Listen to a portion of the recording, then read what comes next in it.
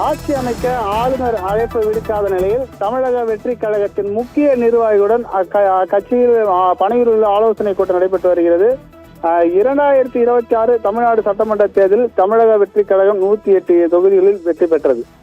ஆனால் தனி பெரும்பான்மையுடன் ஆட்சி அமைக்க 118 இடங்கள் தேவைப்படும் நிலையில் தாவேகாவுடன் 108 இடங்கள் மட்டுமே உள்ளன. இந்த நிலையில் காங்கிரஸ் கட்சி திமுகவுடன் கூட்டணி முறித்துக் கொண்டு தாவேகாவுக்கு ஆதரவு அளித்தது.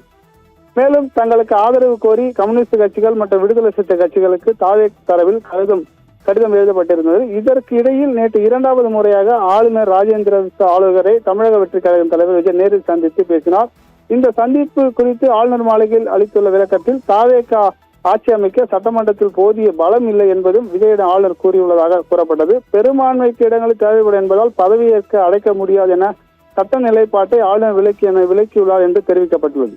பின்னர் நேற்று சென்னை பட்டினப்பாக்கத்தில் உள்ள இல்லத்தில் தமிழக வெற்றி கழகத்தின் தலைவர் விஜய் கட்சியின் முக்கிய நிர்வாகிகளுடன் ஆலோசனை நடத்தி வந்தார். அதில் விசிக இடதுசாரிகள் ஆதரவு தரபட்சத்தில் என்ன செய்யலாம் என குறித்தும் ஆலோசிக்கப்பட்டு வந்ததாக தெரிவித்தது. இந்த நிலையில் இன்று பனையூர் உள்ள அலுவலகத்தில் கட்சி தலைமை அலுவலகத்தில் கட்சியின் முக்கிய நிர்வாகிகளுடன் மற்றும் சட்டமன்ற உறுப்பினர் ஆலோசனை கூட்டம் நடைபெற்று வருகிறது. இந்த ஆலோசனை கூட்டத்தில் விஜய் பங்கேற்பார் என எதிர்பார்த்திருந்த நிலையில் விஜய் நீலாங்கரையில் உள்ள அவர் இல்லத்திலிருந்து புறப்பட்டு தற்போது பட்டினப்பாக்கத்திற்கு சென்றுள்ளார்.